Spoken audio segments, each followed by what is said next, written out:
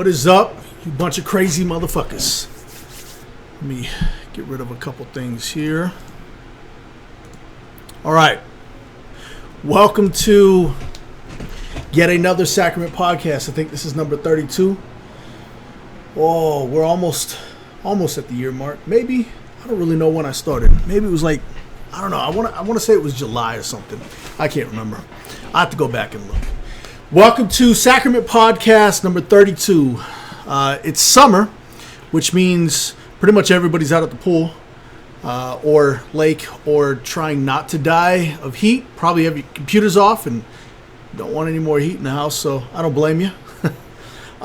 This podcast, we will be reviewing IR29 and talking about something that came up, I don't know, Monday or Tuesday, when one of my CRT guys, you guys know him as Steel Deal, tried to explain to us why our guild system, our guild design had the potential to fail, and why I told him firmly that that's exactly why guilds do fail, and it's not our design. Our design is the exact opposite. So, fair enough, Zags. I guess if we're going to ask who else matters, somebody that donates $20 million would probably matter a little bit more. Only slightly more than you. Not even by like a measurable amount. We'll just call it an immeasurable difference, okay? So, I feel you. All right, so let's talk about IR29.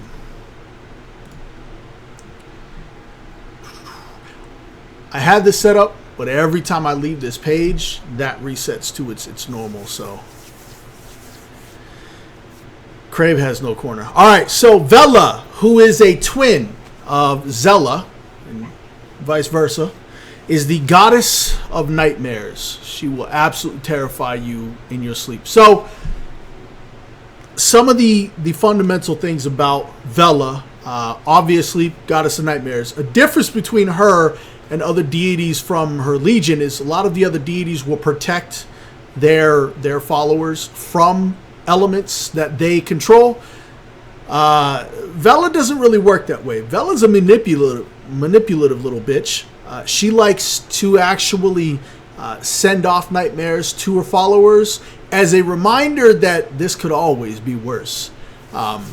So, tons of information about Zella here. Some speculation in here. Powers and identifying features. Interaction with other deities. We'll talk about this real quick. So Vela is really good friends with Caldumia more than the others, and really doesn't work with what's the god of death? Geldir? He's in here somewhere. Rathar. Sorry.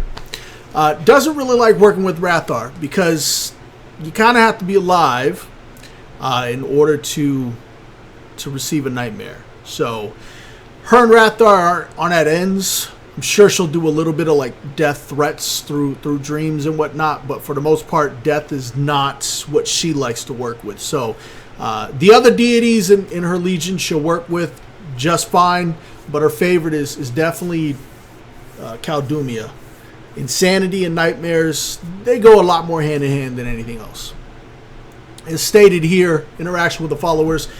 Unlike the other gods, she does not ward them from nightmares. She just reminds them that it can always be worse. So, that's Vela.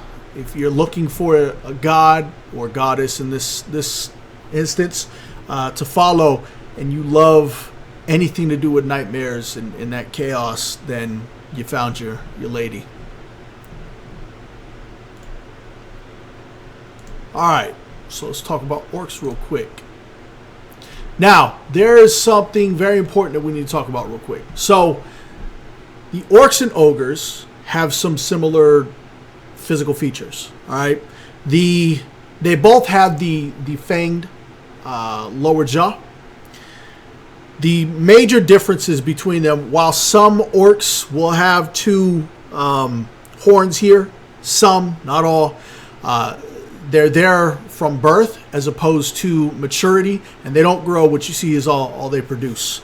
Also, the orc or the ogre is kind of grayish, dark grayish flesh tones, where the ogre is really more of a dark red, kind of a blood horde type. I can't believe I just said horde. A blood flesh tone. So there's definitely some religious and cultural differences in here. I'm not going to go through all of this. You guys can look over all of this later. I would say some of the key aspects of the orcs is the orcs are one of the less, I don't want to call them stupid, because they weren't stupid. They don't desire intelligence. They don't see intelligence the way some other races see intelligence.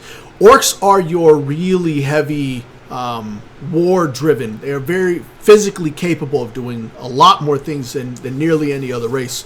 I would say probably physically the most capable as far as their race goes and their history goes. So the orcs and the goblins, they have kind of a symbiotism going on there, where the goblins, they pride their intelligence. I mean, they collect knowledge in a location called the library, but they use the orcs to protect them, guard the library, guard the cities, guard convoys, do all these things. They use them as their military element. Not necessarily, I wouldn't say a military element, because they're not out there trying to be a physical power in the world, but they use them as kind of a guard force, a rather elite guard force. So much so that in the library there are certain physical acts, certain styles of combat that the goblins can't even perform due to their lack of physical capability. The orcs, on the other hand, absolutely can perform, and I believe that when we were talking, the only other race that can perform those types of acts are the Dark Elves, which kind of leads us into the Dark Elves real quick. So we have a period in our history called the Orc Wars, what we refer to as the Orc Wars. We're actually making sure that name remains stable. I really like the name. It's a dark period for a few of our races, one of them specifically being the dwarves, who is another physically capable race. But the orcs were actually loaned out to the Dark Elves, who is our dominant military power, because the orcs were just simply the best shock troops that there were. And it's better to have the best on your side than ignore them, have your nose in the air full of pride, and wind up having to fight the best. So it was a very intelligent, strategic move by the Dark Elves, something that lasted for quite some time. There's also a period of history where I can't remember what race it was, came through and attempted to actually annihilate, what's the word I'm looking for? Crave, help me out here. When you're trying to kill an entire race, I can't think of the word right now. They were trying to commit genocide on the orcs because of their capabilities. Because without the orcs, the secrets in the library would be completely open to everybody. The goblins would be completely open to everybody, and it would you would never have anybody renting them out as a military force again. I mean, for some, that's a huge long-term strategic value, would be to annihilate all the orcs. And the goblins actually show some love, and they hide quite a few orcs because they didn't agree with the genocide. Not only that, but obviously without the orcs, they're open to any invasions and assaults on their people. So there's a little bit of self-interest there, as there always will be. I don't care what anybody says, there's always a little bit of self-interest. Okay, so did I organize this? I think I already organized. So I went over the guild layout with our company, as I've explained before. Yes, pretty sure I did. Yes. All right. So I went over this, but the flow of information was really off. Like, we put it together, I don't know, a year and some change ago, and this document's just kind of been sitting, waiting to be released to everybody. And so we weren't considering flow of information at that point. We were just trying to explain everything, get everything into one document so that we have a record of what we've agreed on and what we fully understand for the system to work. So I had to make sure, I told all of them, I'm going to fix the flow of information because this shit's going to piss people off. It would piss me off if information that should have been first is all the way at the end like it was. I mean, it was bad. But all right, so let's talk about the guild system now, which is going to lead into Lanham's rant. Okay, I think it's just what we'll call it from here on, just because that's essentially what it is. So the guild systems in our game, or the guild system in our game, is about a single character joining a group of other players. Not joining multiple groups of other players, just joining a single group of other players. The alliance question is going to come up, and yes, we have already begun talking about alliance. Crave, please go in and create an alliance document for me, guild alliance document, because we need to get that figured out. I knew there was something else I wanted to write out today. We had 2 systems we had to write out today that we just had not gotten around to doing yet. So, guild control. So this part is huge for me. This one's important for me because I actually went to one, but I've seen the guild leaders conferences where they get invited. I believe Sony Online, or EQ1 rather, was the first game to do it. I believe WoW might still do it. I hear tales of it here and there, but I don't know if anybody still does a guild leaders conference. And essentially what the guild leaders conference is its capability, like the biggest names in guilds get invited. And then if any other, any of the smaller guilds, any of the up and coming guilds, any individuals who aren't guild leaders but still have a lot to contribute, want to come out, they can come out, they can talk about changes that should be made to the guilds, the evolution of the guild path, where guilding is right now, what limitations exist, it should really be moved. Things like that happen at the guild leaders conference. I don't know if they still happen. If they do, awesome. Nobody's listening, but awesome. If they don't, we'll be doing them again, because this is something that is very important, especially when you start talking about, especially when you talk about the game as a whole. Guild leaders have to have absolute control over the guilds, okay? And this was one thing that was presented to me, was where you could just make all the ranks a pyramid rank system, where as they go down, more and more things open up, right? But if we define what opens up, then we are telling the guild leaders how to do their job, and that's never what we want to do. The guild leaders fully understand how their guild need to function, and each guild side by side functions differently than the other. I mean, there's a lot of elements internally, as far as the people go, that determines what a guild leader feels like they do and do not need to control. So for us to try to put a blanket control on everything is never going to happen. I can't even list the full amount of control we can give, because there's a lot of features. I mean, you're talking about being able to control who can view the bank, who can come into the guild hall, who can come into the guild community, what the taxes owed per rank are if you own a piece of property on the guild community, who's allowed to promote, who's allowed to demote. Keep in mind, those, in some cases, in some guilds, are never good to be the same person. So promote and demote people is not going to be the same line. Those will be 2 separate options, the way that they should be. You can have one person promote, but that person may also be a hothead at times if they get into an argument. And I've seen this happen personally. If you allow them the capability to demote people as well, it turns into a bit of a mess. You get a lot of favoritism going on, because the guild leader is not going to, in most cases, not going to fire that dude. And it causes a lot of upset, especially in progression guilds. So it's something that's huge, something that definitely needs to be done.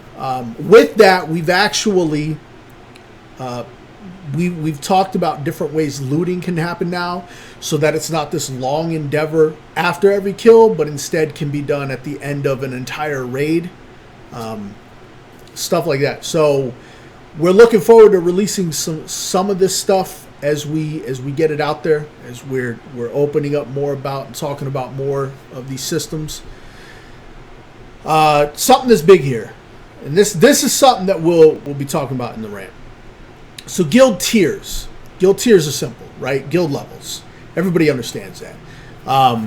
the tiers, the guild tiers will have the same amount as player tiers. The maximum guild tier will be whatever tier the guild leader is, which is important. And I can't stress this is fundamentally important. For me, a leader leads by example. Okay? A leader doesn't sit back and just boss people around. That's not a leader. That's a dictator. If players want to build a guild like that, by all means, we work along the model that challenges everything. Okay, we absolutely believe this, and everything that we do challenges what gives it its reward, is what gives it its value. So this is something that's heavy with us. As we talk about the guild tiers and the guild leaders having to reach a new tier in order to reach a new guild tier, this is really important in a few things. One, that the guild leader should be out there with the guild going to town. If the guild leader's not around much, nobody wants to see that a guild leader's not playing the game. Okay, nobody wants to see that the guild leader sucks at the damn game. You look to your guild leader and your officers for inspiration, right? Your class leaders. All these things are supposed to be inspiration. And when you join a guild, and the guild leader is only tier 2, you kind of sit there and wonder, well, is this a brand new guild? Because if this is a brand new guild and this player is not a brand new player, we have a really big problem here. What's up, Golden? Am I not supposed to pronounce the H? Golden Hera. I'm just going to say Golden Era. We're just talking about the guild system right now. To that, so with our tier system and our guild perks, which we'll talk about next, there's what we didn't want to do was have players be able to just sell off guilds for tons and tons of money to low tier players. You got to earn what you get. You absolutely got to earn what you get. This isn't even the rant. So when you sit there and you're looking at a guild that say is tier 18, you know that guild has absolutely earned tier 18. They've worked their ass off for tier 18. Okay, it didn't just happen. It wasn't just sold to them. Well, I mean, maybe it was sold to them. Not very likely. When you look at a player or a group of individuals who are tier 4, tier 5, but they got a tier 18 guild, you sit there and think, well, what the hell's the value of this entire system? So for us, it was important, very important, to limit the level of the tier to the level of the guild master. This means that if you sell your tier 18 guild to a tier 2, that individual or that guild will drop its tier level. That'll suck for some guildies. So with that, as you open up in each tier, we do have specific guild faction merchants. These guild faction merchants are going to provide certain bonuses for the guild, like banners and access to certain, potions, or we haven't exactly determined what types of items. But they're going to be able to provide certain items to the guild that are relevant to that tier. In some cases, it may be flagging items for guild-related events. In tier 11 on up, because we'll have some raids in the tier 11 through 15 content, there will be banners and other things that the guild master and guild leadership can utilize during a raid to help give a slight boost to certain capabilities of the raid itself. So that will expand as you get through the tiers. Now, that said, just because you hit tier 15 does not mean you have access to all the goods on a tier 15 merchant. Now you have to go out and you actually have to perform the actions. So this is one of two things that was really big for us as we sat here and being experienced raiders in quite a few different games. Understanding that when a game sucks, but you love raiding with your buddies, that sometimes you wind up just logging into a raid, right? Sometimes you're forced to have to do some dailies, and it drives you fucking nuts to log in for 15 minutes do those stupid little dailies that you absolutely overpower, and then log back out, and you don't even raid for 2 or 3 days. This was a endeavor to help those types of players find more to do in a game. So what they'll be doing is they'll go and perform whatever tier you're at, whatever tier you want to earn that faction for. You go into that tier level area and you begin performing whatever you do. You can go and do some quests, and that'll go towards the guild faction. You can just kill mobs or players or craft, whatever the case may be. All of it will work towards the guild faction. Completing dungeons, completing raids, all of that collectively builds on your guild faction. So, you might like today's Golden Era. With that come the guild perks. So this is important, right? We're aware that there are games out there that have perks. We want to go back to the original alternate advancement system. And in this case, I'm very specifically talking about EQ1 because I still firmly believe that was the best alternate advancement system out there. 1 second. I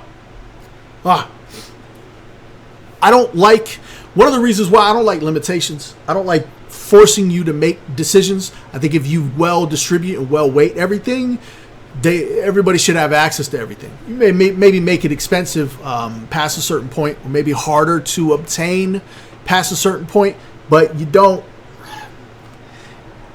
Teasing people just doesn't really feel good with me. I never liked EQ1 or WoW's AA system at all. So the guild perks are guild AAs. Okay, just plain and simple, they're guild AAs. But they've got their own focuses. So you've got general passives. What we don't have are PvP passives. And that's because they kind of fall in line with the general passives.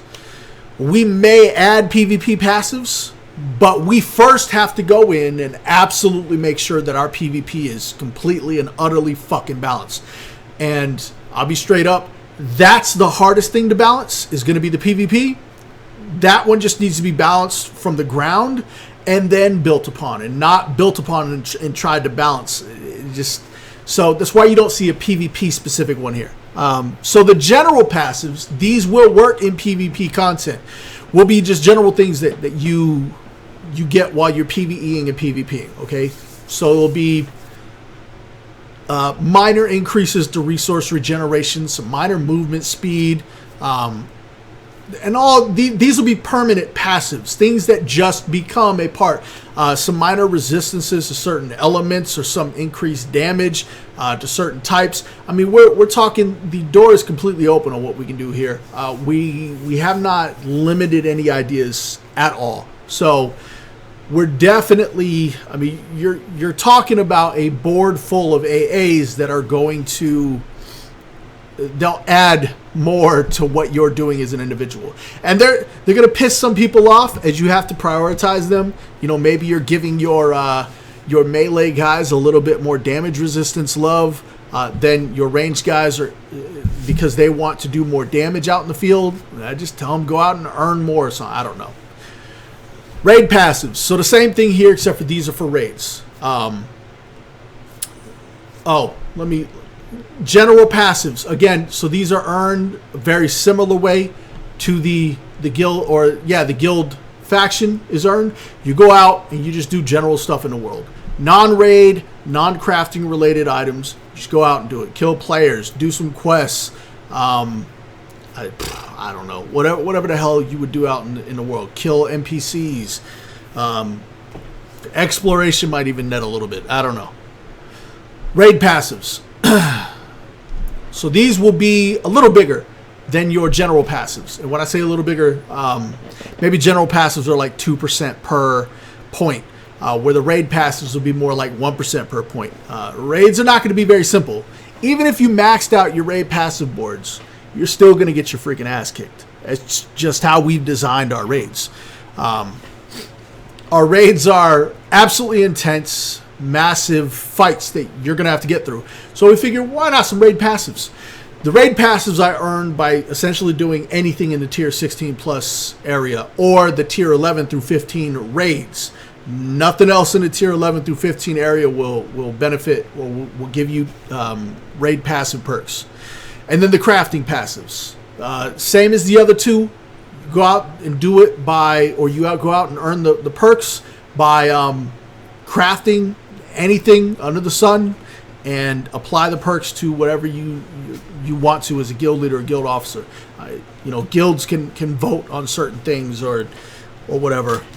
Maybe at some point we can set up an election type system where guild leaders put it up to vote what people want, and then the item that gets the most votes is the next thing purchased when the points come up. So that's the guild system in a nutshell. If you've got any questions, please throw questions at us. Just general passive affect the arena PvP passive or just city and world PvP? PvP period, because we don't have a PvP. Actually, it's a great question because I had just stated that we're not doing PvP specific passive. So I would say actually what'll likely happen is nothing affects the PvP. Unless it's open world. I don't think arena or city would benefit from those. I think arena and city is really, that'll go into our PvP passives category. And eventually when we put it in, so will the overworld PvP. But I think because the overworld PvP also has a lot of PvE elements in it, that it should be something that affects. Maybe it doesn't work against players or something like that, which is something very simple to do. So it's a great question. That's the answer I've got for you.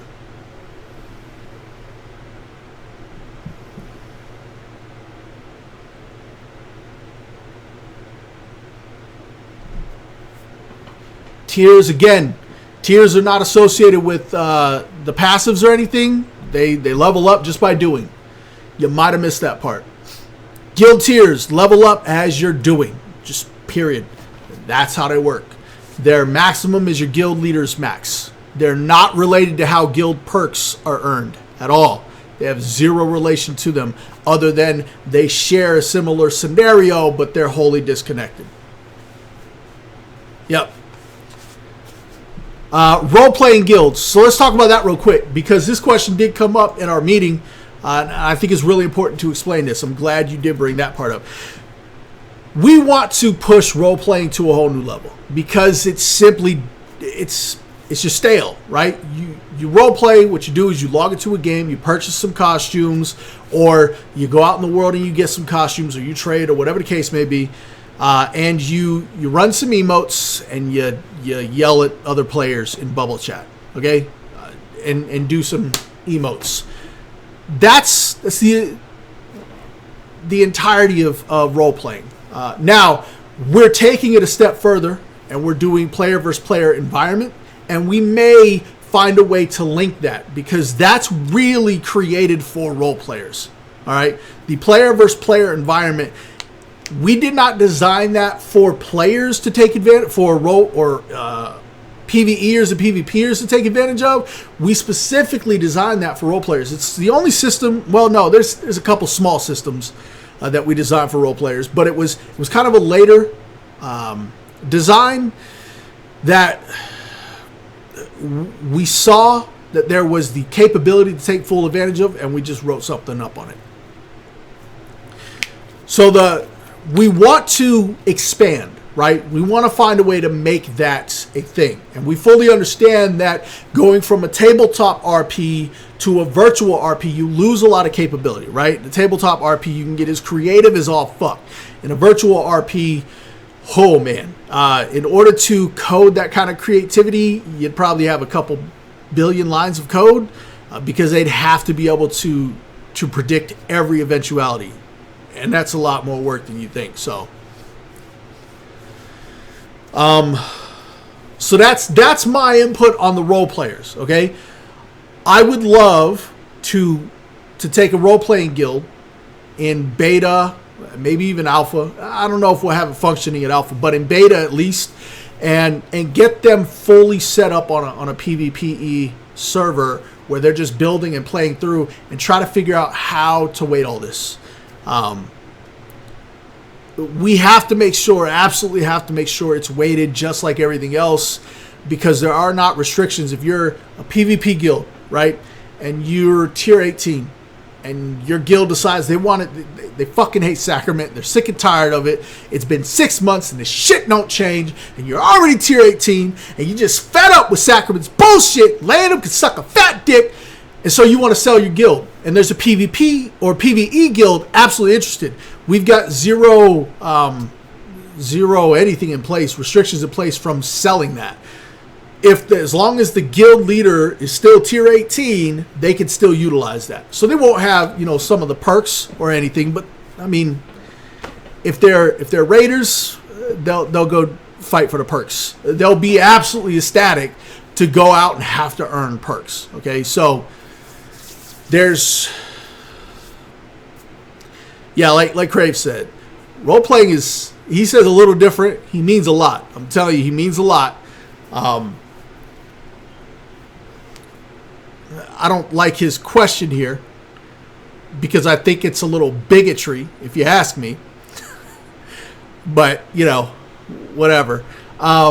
Just because you don't understand it, Crave, doesn't mean it's not important. Doesn't mean it doesn't have value, motherfucker. All right. So that's that. Please continue your questions on that as I'm about to go off on my rant. So, I'm glad Steel Deal's here, because I was going to call him out anyways. Now, he's here. And I don't really care that I'm calling him out as much. I wouldn't have cared anyway. He'll see the video. So, on Monday, I think it was Monday, I received an email from Steel Deal. Now, I was out and about, okay? I was out doing things, so I didn't get a chance to read it the entire way through. And then I came home and reread it. And essentially what it said was, Lanham, alert, alert. Your guild system's going to fail because you're isolating people that want to make brand new guilds. And my response to Steel Deal was, no shit. So let's talk about the problem with the guild system as a whole right now. For some of you, you may not have been around since the beginning of the MMO genre, okay? Since about 99, 2000 time frame. Back in those days, guilds were huge. I think like the maximum size was 300. WoW, I think, pushed it up to 500, maybe a couple other games, I'm not entirely sure. We had guilds on servers that were so big, we had 2 other guilds. And then we had alt guilds, where your alts went, and chat rooms where you could still talk with other guilds, okay? Now, it didn't really work out all that well, because there was a lot of isolation, okay? Even with that isolation, the beauty of these bigger guilds, there's a few things, but the beauty of these bigger guilds is you're talking about 300 people in one guild focused on multiple different things. Even if the guild is raid focused, you've still got raid members or guild members that are going after epic sockets. You've got raid members who are going after passives. You got raid members who are going to build faction. I mean, you got raid members doing all kinds of different shit. Some raid members who've stopped, decided to level some alts. Some who are focusing on crafting. Some who go PV. I mean, it's fucking ridiculous, okay? In those days, you had thousands of players in hundreds of large guilds. Now, in those days, the necessity to be in a guild like that was because if you wanted to eventually start raiding or take on challenging group content, you had to be in a large guild, because the chance of finding those people were a lot better the more people you were with. And you weren't just, shadow communicating with other guilds. And LFG, man, that's shit. You weren't doing EQ1 with LFG. You weren't doing Final Fantasy 11 with LFG, okay? It just wasn't fucking happening. More people got kicked out of group who were invited during LFG phases than anything, all right? So, what happens now is that incentive's really gone. right? You could take your group of 12 players or 10 players or whatever, and you can go form your own guild and just go run your own shit, which is fine. You're a static group. You're not really a guild. You might as well be in a guild with 300 other people, because you would receive the benefits that come along with that, but you're not. Now, ever since WoW and other games where pretty much everybody could hit raid content, it's turned into thousands of players in thousands of small guilds, as opposed to thousands of players in hundreds of large guilds. So the community's gone to shit. A guild community back in the first 5-6 years of the MMO world was the reason most people still logged in. Okay, it wasn't. Every game's a grind. People want to complain about MMOs being a grind, like this is news to them or some shit. Look, you're new to the story. I get that. You don't realize that there's not really much to fucking do in a video game, much like life, that isn't repetitive. Okay, we get that you still haven't figured this out. I apologize. Somebody should have given you this class as you came out of the womb. The reality is, in order for a game to survive, people have to have a reason to come log back in. Now, we can create all the passive quests. We can create all the epic quests. We can create all the faction systems in the world. We can create 1,000 of each. Players are still either going to get bored of it or they're going to conquer it. One of the two. It's going to happen no matter what you do. You can't create enough content for players. What you can do, though, is try to help players remember that the number one asset they've got for entertainment in an MMO is each other. It's not the game itself. The game is excellent. Okay, the game should be absolutely superb. The game should challenge you at every turn. It should give you plenty of shit to do, but the shit gets repetitive. You can only do it so many times before you start to sit there and think to yourself, I could be playing a different game right now, which is what our culture is full of. This comes along with knowing absolutely nobody. For instance, Final Fantasy XIV. I was in a 12-player guild, 10-player guild, whatever the raid size was. Not the 24-player, because you can't fucking select that. I think it was 12. So we were in a 12-player guild. I think we had like 2 or 3 friends in there. Myself and the guild leader stopped showing up because we were just bored of the motherfucking game. No, it was myself and somebody else stopped showing up because the guild leader kept trying to push us to keep logging in. But I got completely bored of a game, right? And what happens after that? Lanham don't show up anymore, but Lanham is the tank.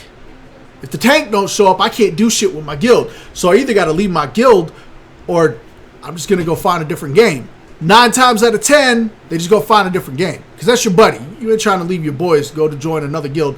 And if you're a player like myself, Crave, some of these others, you do not want to go through the hassle of having to get to know whether or not a player can hold their own in a fight. Okay? So I stopped showing up, and this other player stopped showing up. That's 2 of us. Okay? That's almost half a fucking group. And then all of a sudden, our entire group stopped showing up. Which means the raids weren't happening. Only 6 players showed up. We were getting, we had each other's numbers. We still had TeamSpeak and whatnot. We get yelled at in TeamSpeak, phone calls, text messages, emails, you can name it. People started to get pissed.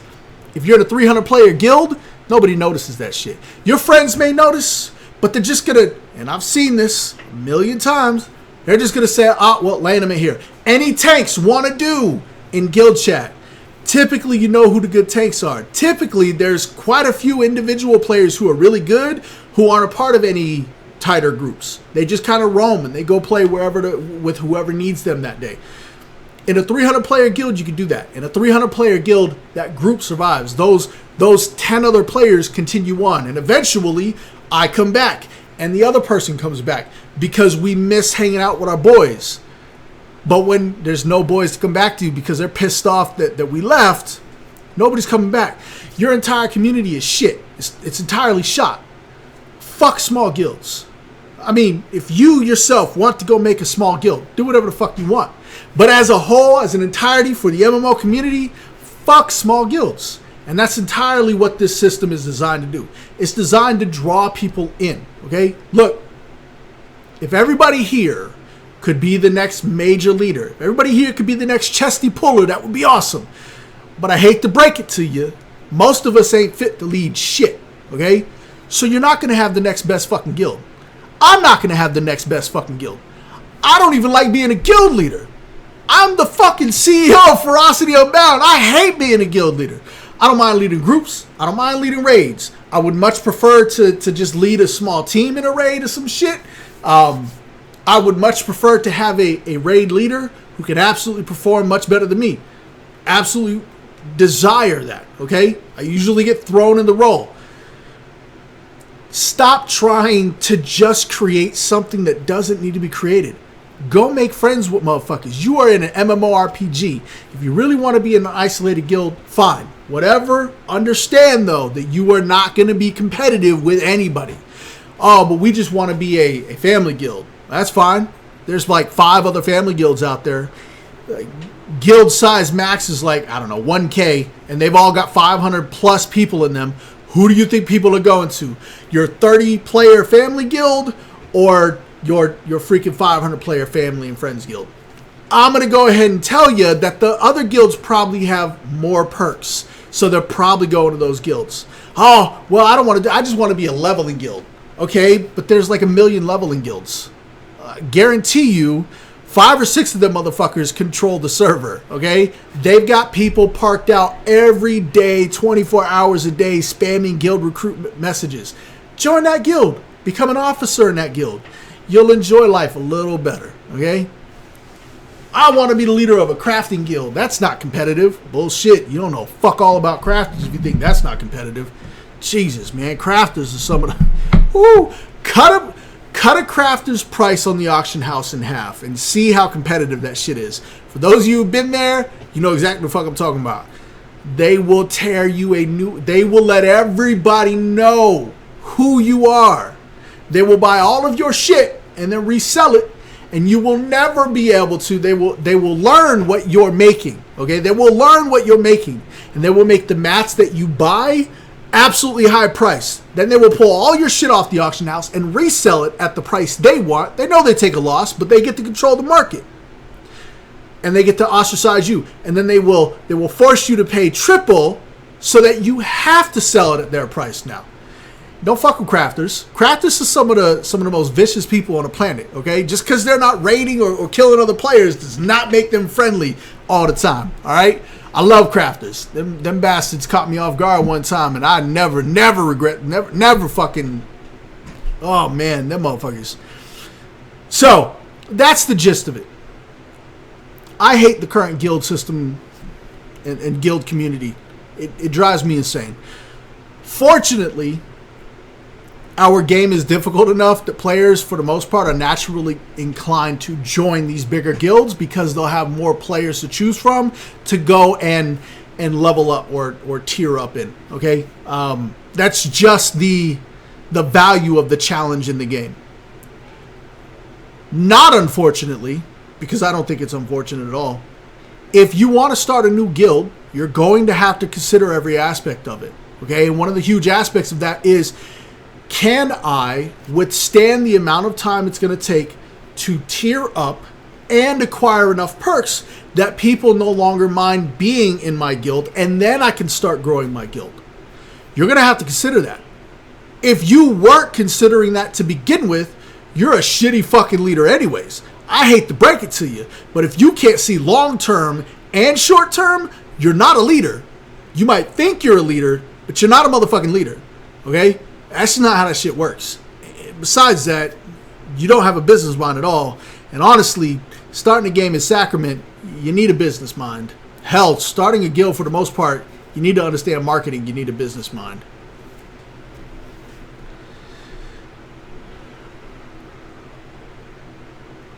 Yeah, I didn't even get on the multi-guild BS. Man, whoa. Joining multiple guilds tears up guild cohesion. Absolutely tears it up. Create a chat channel. Honestly. Now, that said, I understand, okay? I've played multiple different systems, okay? EQ1, when I went to IR, I left some friends in other guilds, some in DA, some in COH, some in a few other guilds. We were really good friends leveling up.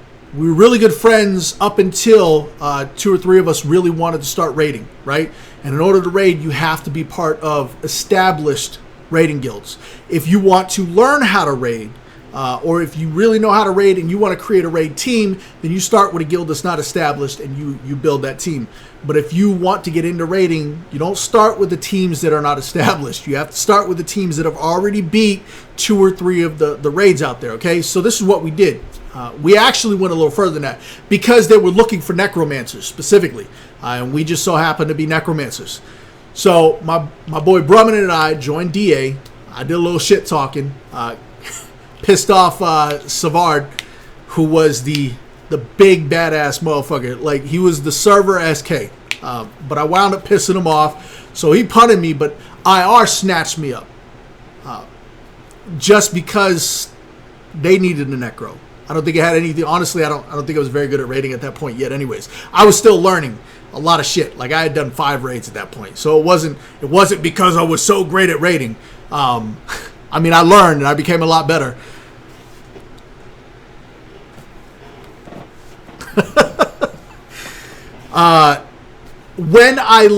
When Brumman and I left to go to DA, we still talked to our friend. We created our own little chat room and we still talked and whatnot, but we never grouped.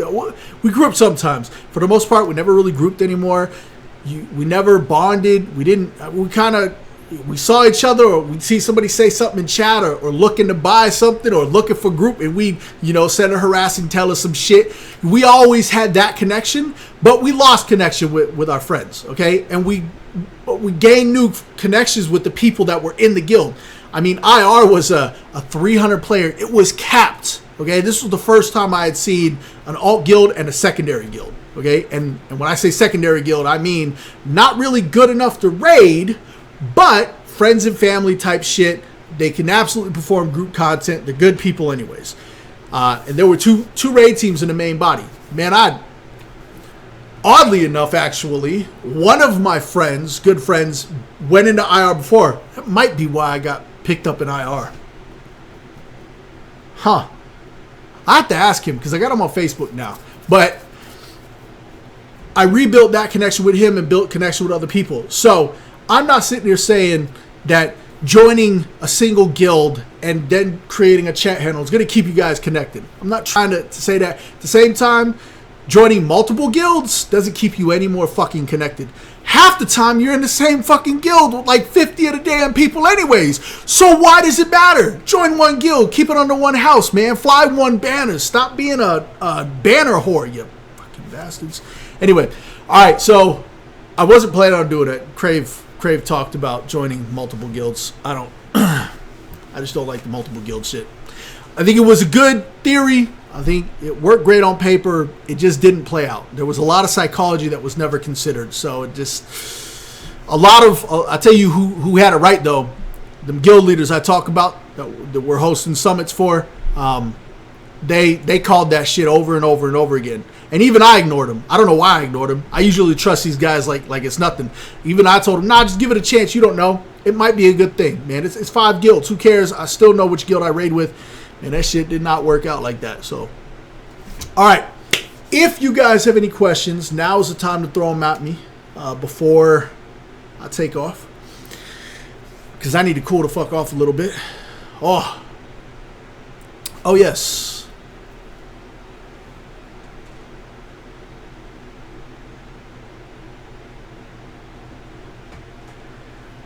Zags, I'm sending Vela at you, bro. That's just, I told you, right? I warned you. Before the show. Vela's coming. Also, for those of you that are not aware, we have launched our Patreon. I will grab that link for you. I believe it's down below. Yeah, it's down below. The big P button down below. Let me make sure. I'm pretty sure I set up the big P button. I just want to make double sure. Yes, I did. It's right there. So click on the Patreon button. You can help us. Essentially, all we're asking for is a little bit of money to help cover expenses every month. Right now, we're at about, I don't know, $853 or something like that for the expenses, which is really low compared to how much it actually costs. But that doesn't include salary or any compensation to any of the team at all. Still full volunteer workforce. We are still, for those of you that are newer here, still not aware, no, we are not trying to build a game fully off of crowdfunding anymore. Yes, in the beginning, we wanted to. I was naive enough to actually believe that we could, right? I was naive enough to believe that there were enough minds out there I could sync up to and magically tell this game's going to be amazing. Here's all the information about it, and then that would be enough. Oh, that's a great question, Zags. Shit. I hate you.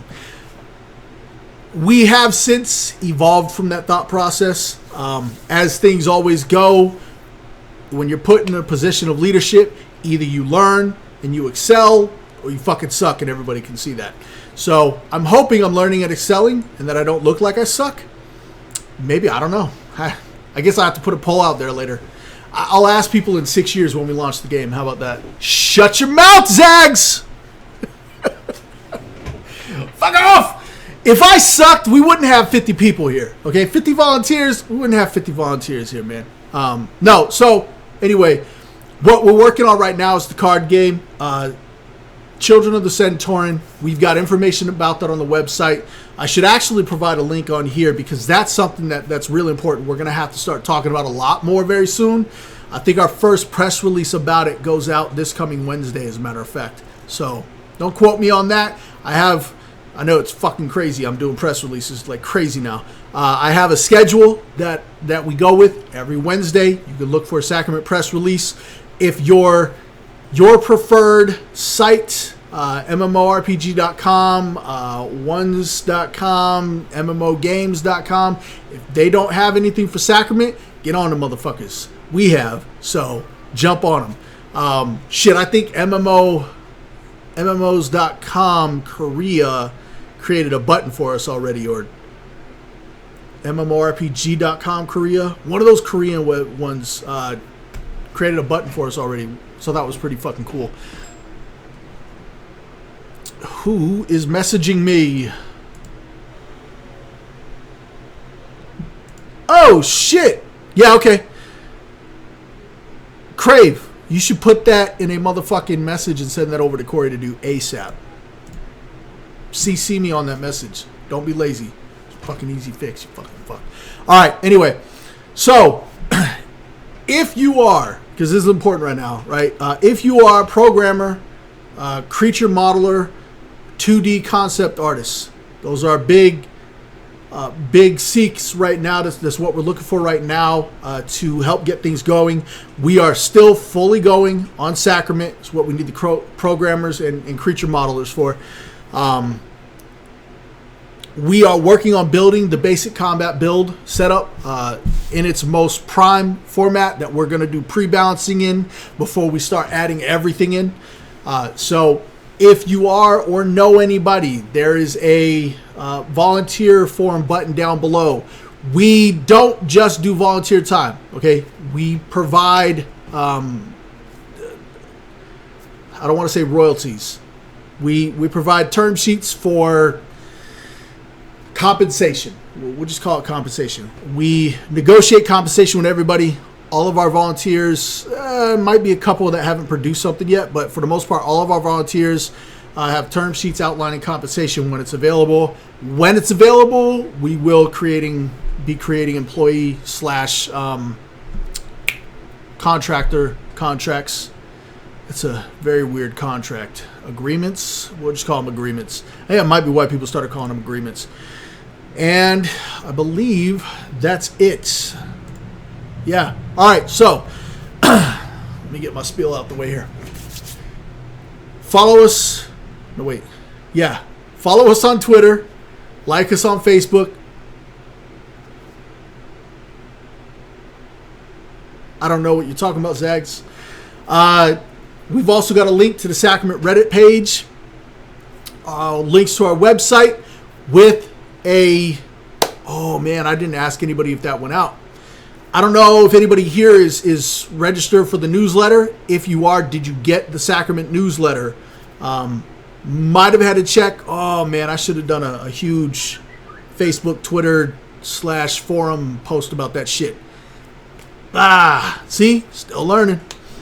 I'm actually doing jobs no CEO ever does. So, website, sign up for the newsletter. It is active. We start putting press releases on it. I forgot to put the last press release on it. It's new. I'm working on it. I do have a checklist that I'm supposed to be using that I did not use this time, and I swear to you, I will not forget to use it from here on out. Forum links as well. Sign up for the forums. Get on there. Ask questions. You can see questions that are going. Make sure to check your spam folder, Zags, for it. I believe it was coming from press release Ferocity Unbound newsletter, something like that. Yeah, I think it was Ferocity Unbound newsletter. Volunteer form down below. Even if you're not one of the 3 I listed, fuck, I don't care if you're an accountant. Well, I do care if you're an accountant. If you're an accountant, get your ass on over here. We're about to start accepting donations. The CEO should never be the one that handles the money, ever. That's a really good way for corruption and bullshit to seep in. So I'm a huge integrity individual, 2-3 person integrity. I'm all about it. So if you're an accountant, jump the fuck on. I've been tracking everything for the most part. So and don't forget about the Sacrament Roundup every other Friday. Not this Friday, next Friday, and every other Friday. We trade spots with them. They cover what's been going on for the last 2 weeks. So, yeah, I don't think there's anything else. If you got anything else, you got like 15 seconds to do it. I'm an accountant too. Zags, man, you are busy as shit. I'm not putting you on accounting. Even if it is simple right now, it will not remain simple. So I'm not putting you on accounting. All right, doesn't look like we've got anything else. In that case, oh, wait. What's up? Crave got something for me. You know what I'll do while we're waiting on that? I'll show you guys. So we always talk about our tower, right? We showcase that. That's going to be the iconic image for this game. Now, some of you will know, and you might even refer back to this video when you're arguing with your buddies who joined like a year or 2 from now. Fucking Crave, man. I swear. Why the fuck wouldn't I wait? You're a douchebag. Anyway, now I'm doing this. Motherfucker. I hate your face. Your mom's a man. Alright. I don't know why I did it like that. I have it saved on my computer. Let's see how easily I can add a screen without adding all of my porn. You know what? I'll just add the media file itself. Sacrament, building, concept, architecture.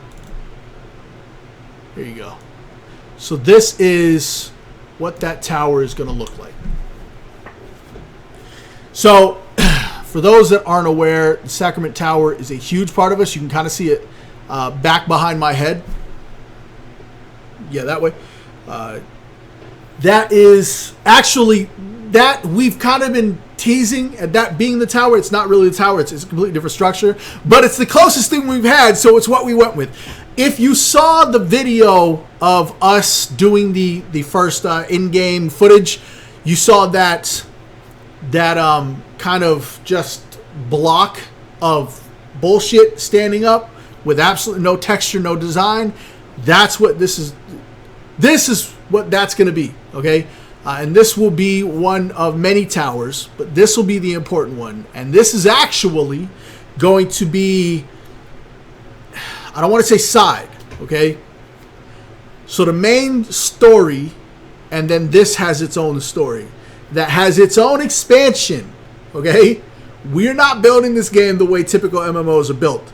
We have expansions designed for down 2 different paths, down the main story path and down this path. So as you get this stuff, expansion content will be added based on the tower elements. When you beat the main story, stuff will be added based on that main story expansion. So we have a lot of different designs going in place. So